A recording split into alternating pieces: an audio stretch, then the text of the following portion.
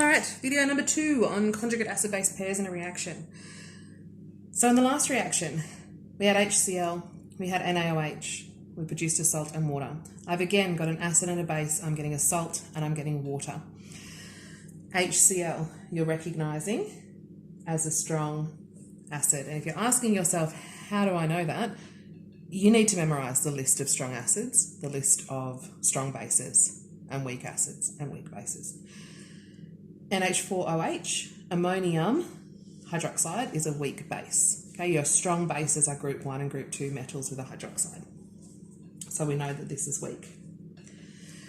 Just like the last video, you need to work out your conjugate acids and conjugate bases from those parents. So HCl is our parent acid, Cl- is our conjugate base.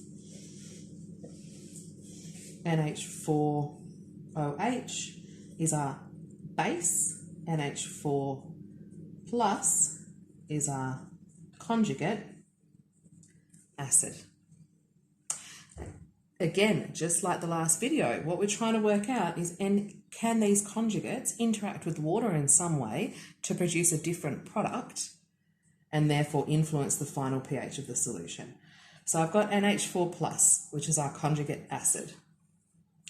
I've got Cl minus, which is our conjugate base, and it's sitting in water. I want to know, is that going to produce something?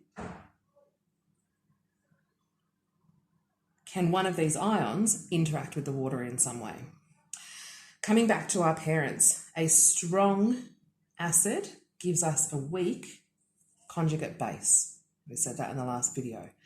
A weak base gives us a strong conjugate acid. As soon as you have a disparity between strength of conjugates, something's going to happen.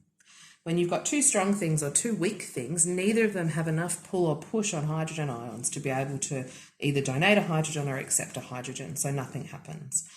Here we've got something that's a strong conjugate acid. Okay, we know that an acid is a proton donor. So this ammonia is going to be able to donate a proton to the water. Okay, so what does that look like?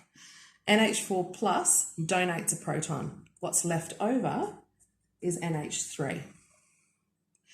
Chlorine is a weak conjugate. That means that it is a spectator. It's not able to do anything in this reaction. It just floats around. NH4 plus has donated a hydrogen and it's gone to the water. So what we're left with is that hydronium ion that we talked about when we're looking at pH.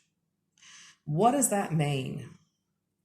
We've now got an acid and a base reaction producing a salt and water where that salt is not neutral. We are not going to have a pH of 7. We have hydrogen ions or hydronium ions present in solution at the end of this reaction. So that means our pH is going to be less than 7. We refer to that as an acidic salt. So the product of this reaction is actually going to be acidic as opposed to neutral.